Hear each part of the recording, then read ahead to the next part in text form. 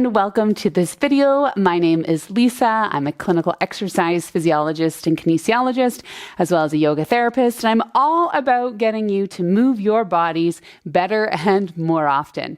And in this video, we are talking about 5 different exercises that you can do at a staircase. Yes, at a staircase. There's nothing else that you need, only a set of stairs. And those stairs could be the stairs that take you up to a second floor in your home, or if you have a bungalow, it might be your basement stairs. Whatever set of stairs works for you and your home and your space is going to work for this workout. So let's get into it. Exercise number 1. So moving into your set of stairs, the first exercise that we're going to go through is a side step on your stairs. So come to be beside the bottom stair, and you're going to bring your hand to hold either onto your banister or onto the wall. I have a wall right here. And I'm going to take my inside leg and lift it off the ground, putting it on the bottom stair, pressing down into that foot and coming all the way up. So it's a fluid action. You can step up and step down, but we're basically traveling sideways and using the outside of the hip muscle to bring myself over and in.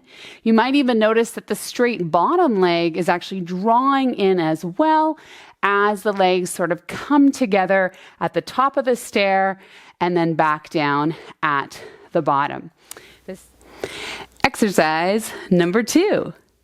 The second exercise that I want to show you today, coming onto the bottom stair, just the bottom stair, orient yourself with a banister or the wall and come relatively close to the edge. So almost as if your toes were about to come off the edge of that stair. From here, using support if you need to by holding on, you can slowly lift one leg and drop it down as if you're descending the stair. Now, we want to practice one leg at a time. So seeing if you can drop the leg, bending the support leg, and coming back up. If you're feeling confident, you could take your hands to the hips and not hold on for support. But again, you can see how I'm challenging that downward action. Many people tell me that they struggle going downstairs. So this is an optimal time to actually practice going down a set of stairs. Now, I'm just doing the one side right now, but of course, you would switch and do the other side as well. Exercise number 3. The third exercise, that we're looking at is coming to face your set of stairs. Step back about half a foot or so from that bottom stair. From here, you're going to take your hands and let them come down to about the third step. So you're letting those hands come down to that third step. From there, you're going to bend into the knees. The heels may come up off the ground, and you're going to sit down as low as you can into this squat position. Now, I am fairly low. Now, you could actually be a little higher if you need. Totally fine. Wherever you feel that squat is the best position for you, you can press back into those legs, straightening up, and then hinging all the way back up to standing.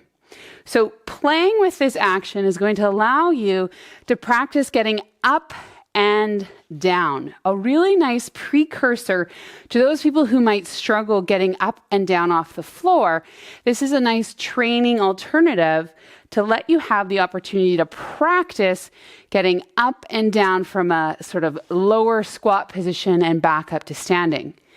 The real advanced version, if you are so inclined, would be to not allow the hands to remain. You would actually let them come up above your head and then pressing into your feet, come all the way back to standing. So again, this is quite the advanced version to take the hands away from that stair. This is challenging a lot, so you don't have to do that version, but it's there as an option. Exercise number 4.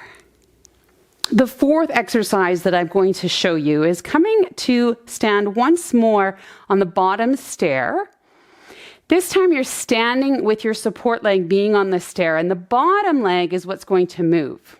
So I may even take my hand to the leg that's closest to the floor. And from here, I'm going to draw that hip up and then slowly drop it back down. It's quite a subtle position and subtle movement, so you may or may not have too much movement, but I'm trying to shorten the distance between my pelvis and my rib cage. So this space right between the ribs and the pelvis is what I'm trying to decrease.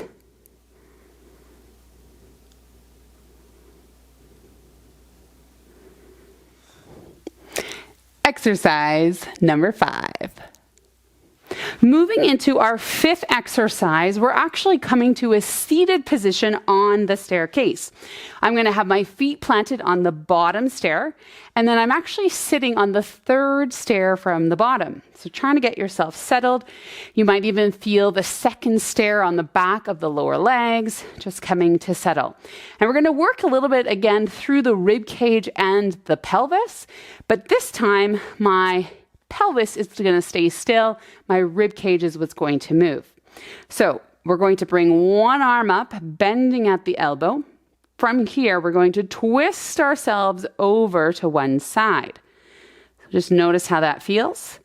And then once you arrive at your twist, we're going to allow yourself to sort of tip over. And I kind of think about like the tipping of a teapot, and I'm a little teapot. We're going to tip over to the side. The bottom hand can be free. It may even place on one of the stairs, the 4th stair here on the staircase. And then I'll let myself come back up and then untwist myself. Now you could try it with both arms up here with the elbows at a 90 degree. We'll twist over to one side and then tip ourselves all the way over. Just noticing if the head wants to take you through the movement, or really if you can get that rib cage to do the moving for you instead. And I'm finding that the hands here beside my face, I can see them in my peripheral vision. That allows me to actually keep my head relatively in between the two hands. So I know that my head and my neck are not driving this movement. So really nice option to target the rib cage and the pelvis while on a staircase. Thank you so much for sticking to the end of this video. I hope it was informative, enlightening, even interesting, and makes you curious. What are all the things you could do for a workout at a staircase? You know, there are the traditional thoughts of going up and down the stairs. Absolutely do that. Go ahead and add that in. But just getting a little creative in how we can use what we have at home to really challenge ourselves and give us variety in our workouts. So if you like this video, give it a good old thumbs up. And please drop a comment down below. I'm really, really curious about which of these 5 exercises have really challenged you the most. There were quite a few that could be quite challenging for some of us. So I want to know, which one did you find the most challenging? And I'd love to just have a chat with you down there in the chat. Thank you so much for your enthusiasm to exercise. I am totally here to help you with your exercise, getting you to move better and to move more often. This is exactly what I live for. Thanks so much, and we'll see you again. Bye.